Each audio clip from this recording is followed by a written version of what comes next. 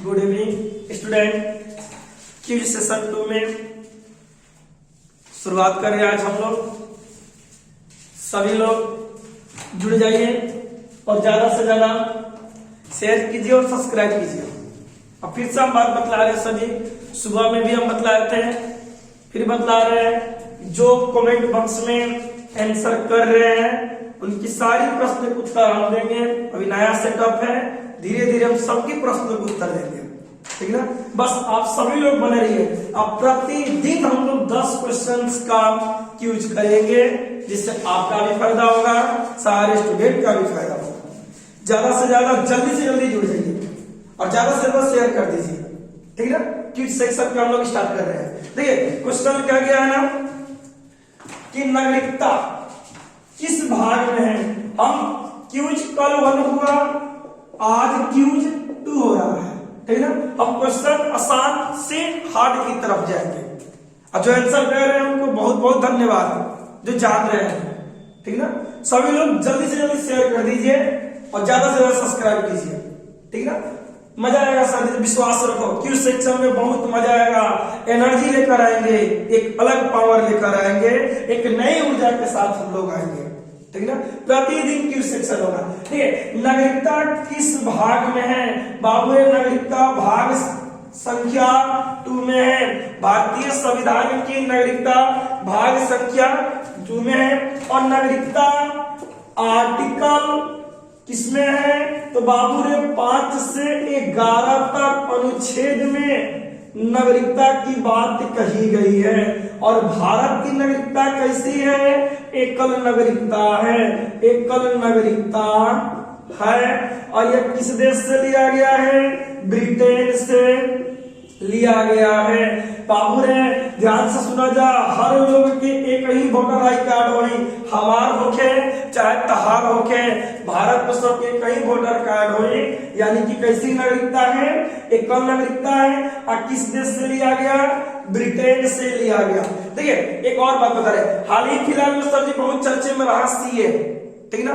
CA की बात कर रहे हैं सर जी, नागरिकता संशोधन कानून की बात कर रहे हैं। यह 1955 के अधिनियम से आया है। यह 2019 में पारित हुआ, ठीक ना। और 10 जनवरी को हमारे देश में लागू कर दिया गया। 10 जनवरी 2020 को लागू किया गया। सीए लास्ट नागरिकता संशोधन कानून है, सब जी याद रखिएगा, ठीक ना। नागरिकता किस भाग में है? भाग 2 में, आर्टिकल 5 से 11। नागरिकता कैसी है? एकल नागरिकता। किस देश से? ब्रिटेन से। ज्यादा से ज्यादा शेयर कीजिए। नेक्स्ट क्वेश्चन को देखते हैं, क्वेश्चन नंबर 2, क्यूज संख्या 2 का क्वेश्चन नंबर 2। सभी लोग बने रहिए जोश के साथ, जज्बे के साथ। गर्भाशय में भ्रूण का पोषण प्रदान करने वाला उत्तर कौन सी है, ठीक ना। इसके बारे में हम लोग क्वेश्चन कर रहे थे। जिसको जिसके आंसर याद है फटाफट कमेंट बॉक्स में दीजिए। सभी लोग लग जा बाबू मेरे, हर चीज हासिल कर लेंगे जो ऊंचाई पर बैठी है, ठीक ना। गर्भाशय में भ्रूण का पोषण प्रदान करने वाला उत्तर प्लेसेंटा है। यह प्लेसेंटा ब्लड का बना होता है। ये माता जी की गर्भ में होता है, ठीक ना। फ्लूपियन ट्यूब में होता है निषेचन की क्रिया, याद रखिएगा। निषेचन की क्रिया, यही क्रिया क्या कहलाती है? ऑडियो एक्ट कहलाती है, ठीक ना। क्वेश्चन नंबर 3, क्यूज नंबर 2 का क्वेश्चन नंबर 3, ठीक ना। ध्यान से देखिए, इनमें से कौन सी गैस अजनबी गैस कहलाती है? इनमें से कौन सी गैस अजनबी गैस कहलाती है? चलिए बाबू रे जो जुड़ा है आंसर दीजिए फटाफट, ठीक ना। ध्यान से देखिए बाबू, अजनबी गैस किसको कहते हैं? जीनोन को। आर्गन गैस किसमें पाया जाता है? बॉम्ब में भी पाया जाता है। नियॉन गैस इंडिकेटर में, बोर्ड का जो इंडिकेटर होता है उसमें इंडिकेटर का कलर कैसी होती है? गुलाबी होती है। रट जाना बाबू, ग्रुप डी का क्वेश्चन है, सभी लोग बने रहिए। अगले क्वेश्चन को चलते हैं, क्वेश्चन नंबर 4 की बात करते हैं। लाल बहादुर हवाई अड्डा कहाँ स्थित है? लाल बहादुर शास्त्री हवाई अड्डा कहाँ स्थित है? बनारस, गुवाहाटी, लखनऊ, अंडमान निकोबार। फटाफट बताइए आंसर कहाँ स्थित है बाबू में? इसका आंसर स्थित है कहाँ? बनारस में, गुवाहाटी में है, याद रखना। गोपीनाथ बारदोली, गोपीनाथ बारदोली लखनऊ में है। चौधरी चरण सिंह निकोबार, अंडमान में निकोबार में वीर सावरकर। याद कर लेना फटाफट, सारे के सारे नोट करते जाओ, ठीक ना। Question number 4। अगला क्वेश्चन की बात करते हैं, क्वेश्चन नंबर 5 की, ठीक ना। राष्ट्रीय वनस्पति शोध संस्थान कहाँ स्थित है? याद रखना ये शोध संस्थान भारत की हर जगह पर अलग अलग चीज के लिए। देखिए बात कर रहे शिमला की, शिमला में केंद्रीय आलू शोध संस्थान। याद रखिएगा भारत में केंद्रीय आलू शोध संस्थान कहाँ है? शिमला में है। यहां पर बाबू है समुद्रीय शोध संस्थान, ठीक ना। यहां पर है जूट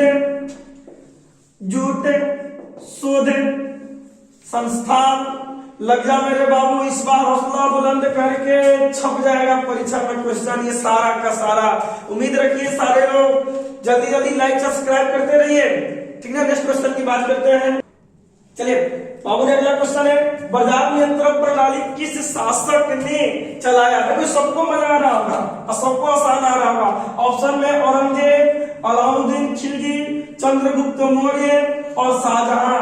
कितने लोग तो आंसर देते रहे हैं, लगा रही बना रही। देखिए बाजार नियंत्रण प्रणाली लागू करने वाला शासक था अलाउद्दीन खिलजी। 21 वंश का था बाबू मेरे, खिलजी वंश का था। इसने 1296 ईस्वी से लेकर 1316 तक बाजार नियंत्रण प्रणाली का किया लागू किया तथा इसने सेना को नगद वेतन देना शुरू किया तथा अपने राज्यों में अलग पद्धति से सेनाओं का संचालन किया, ठीक ना। ये कौन था? अलाउद्दीन खिलजी था। लेकिन बबुआ बात कही जाओ, ये भी पगला गया एक लड़की के चक्कर में। देखा हिंदुस्तान के राजा है, ठीक ना, एक लड़की के चक्कर में क्या हो गया? दीवाना हो गया, ठीक ना। इसका भी कैरेक्टर क्या हो गया? खराब हो गया। और लड़की कौन थी? पद्मावत थी।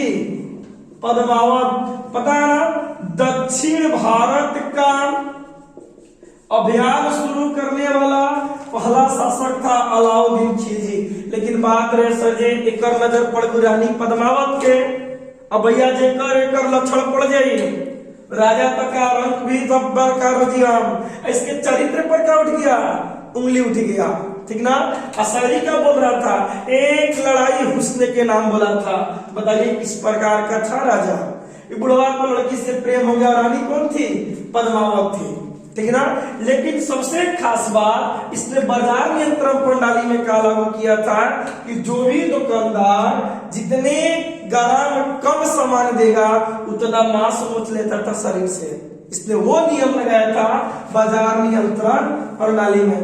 मान लो बबुआ 1 किलो की जगह पे 900 ग्राम दलस नो तो 100 ग्राम मांस ऊपर क्या होते रहे? निकल जाते रहे। अब मान लो करो जरा 1 किलो कम दे देना होता, कहानी खराब कर देगा, ठीक ना। इसका आंसर कौन था? अलाउद्दीन खिलजी। तो सब लोग बाबू चरित्र का महान बनिए, ठीक ना। चरित्र पवित्र होगा तो उंगली उठाने वाला कोई नहीं होगा, ठीक ना। मन से तैयारी कीजिए। नेक्स्ट क्वेश्चन की बात कर रहे हैं, देखिए अगला क्वेश्चन की बात करते हैं। क्वेश्चन नंबर 7 से, विश्व मौसम संगठन का मुख्यालय कहाँ है? इटली, जेनेवा, फ्रांस की कनाडा? हाली ऑप्शन दीजिए इसको, हाली आंसर दीजिए। सारे लोग जितने लोग मौजूद हैं जल्दी जल्दी शेयर कीजिए बाबू, जल्दी जल्दी, इतना ही मजा आएगा सबको। विश्व मौसम संगठन का मुख्यालय कहाँ है? Italy, Geneva, France, Canada. Answer होगा बाबू कहाँ होगा? जेनेवा में होगा। याद रख लेना बाबू, व्यापार, श्रम, मौसम और स्वास्थ्य, ठीक ना। ध्यान से देखो, विश्व व्यापार या व्यापारी संगठन, विश्व श्रम संगठन, विश्व मौसम संगठन और विश्व स्वास्थ्य संगठन। रट जा मेरे बाबू, व्यापार श्रम मौसम स्वास्थ्य देखला, व्यापार हुई तो काम करल जाई, काम कर ली तो मौसम देख के, और जब व्यापार कर ली तो बीमारी लग जाई। और सबके मुख्यालय कहाँ हुई? जनेवा में हुई। विश्व व्यापारी संगठन का मुख्यालय भी कहाँ होगा? जनेवा में। विश्व श्रम संगठन का मुख्यालय भी कहाँ होगा? जनेवा में। विश्व मौसम संगठन भी कहाँ होंगे? जनेवा में। और विश्व स्वास्थ्य संगठन भी कहाँ होंगे? जनेवा में। फिर से बाबू, व्यापार करिए श्रम हुई, श्रम करिए तो मौसम देख के, और जब व्यापार करिए तो स्वास्थ्य खराब हुई तो दवाई कहाँ करावल जाए? जनेवा में। और जनेवा कहाँ है? स्विट्जरलैंड में है। चलिए नेक्स्ट क्वेश्चन की बात करते हैं हम लोग। चलिए अगले क्वेश्चन में देखते हैं, तानसेन को मियां की उपाधि किसने दिया? ठीक ना, फटाफट आंसर दीजिए जिसको जिसको आ रहा है। जितने लोग हैं जल्द से जल्द इसका आंसर दीजिए, सब्सक्राइब करते रहिए, कमेंट करिए। ध्यान से देखिए, तानसेन को मियां की उपाधि किसने दी? अकबर ने, अकबर द्वितीय ने, औरंगजेब ने, इनमें से कोई नहीं। ठीक ना बाबू, ध्यान से देखा जाए। ठीक ना, तानसेन को मियां की उपाधि किसने दी? ठीक ना, देखिए तानसेन को मियां की उपाधि अकबर ने दी। वो ध्रुव पदगान का गायक था। ठीक ना, राजा राम मोहन राय, राजा राम मोहन राय को राजा की उपाधि किसने दी थी? अकबर। द्वितीय ने। शिवाजी को पहाड़ी चूहिया किसने कहा? शिवाजी को पहाड़ी चूहिया किसने कहा? औरंगजेब ने। फिर से ध्यान से देखिए बाबू, तानसेन को मियां की उपाधि किसने दिया? अकबर ने दिया। राजा राम मोहन राय को राजा की उपाधि किसने दिया? अकबर द्वितीय ने दिया। और शिवाजी को पहाड़ी चूहिया, चूहिया ध्यान से देखो, चूहिया हो, चूहिया चूहिया क्या कहा जाला? औरंगजेब ने दिया। ठीक ना, ध्यान से देखिए, जब अभी क्वेश्चन आपके एग्जाम में छप चुका है, दम रट जाना इस सब क्वेश्चन को, छोटा छोटा क्वेश्चन है और समझदारी से क्वेश्चन को ध्यान से आंसर देना। ठीक ना, अगले क्वेश्चन की बात करते हैं हम लोग। क्वेश्चन की बात करते हैं, ध्यान से देखिए, विश्व की सबसे गहरी झील किसे कहते हैं? ठीक ना, बुलर झील को, बैकाल झील को, सुपीरियर झील को, इनमें से कोई नहीं। ठीक ना, फटाफट आंसर दीजिए बाबू। फिर से कह रहे, ज्यादा से ज्यादा शेयर कीजिएगा, उतना ही हमें भी मजा आएगा, आपको भी मजा आएगा। ठीक ना सब लोग, ठीक ना, ध्यान से देखिए, विश्व की सबसे गहरी झील कौन सी है? तो विश्व की सबसे गहरी झील बैकाल झील है, जो किस देश में है बाबू? विश्व की सबसे गहरी झील बैकाल झील है। किस देश में है? ये रूस में है, साइबेरियस रूस में है। याद कर लीजिएगा, विश्व का सबसे गहरी झील। ठीक ना, देख रहे बाबू हो, इसी झील में सबसे लोग सेल्फी भी लेते हैं, और सेल्फी लेने में सबसे आगे कौन है? तो लोग सभी जानता है, सेल्फी लेने में सबसे आगे कौन है? कमेंट बॉक्स में लिख दीजिए। लड़का की लड़की, चाहे जो भी हो, लड़का हो या लड़की हो बाबू, मेहनत से पढ़ो इस बार और तरीके से पढ़ो। ठीक ना, इस बार गाना नहीं गाना है कि तुझमें रब दिखता यारा मैं क्या करूं। इस बार सफलता वाली गीत गाना होगा कि हम होंगे कामयाब एक दिन, मन में है विश्वास, पूरा है विश्वास। चलिए नेक्स्ट क्वेश्चन की बात करते हैं।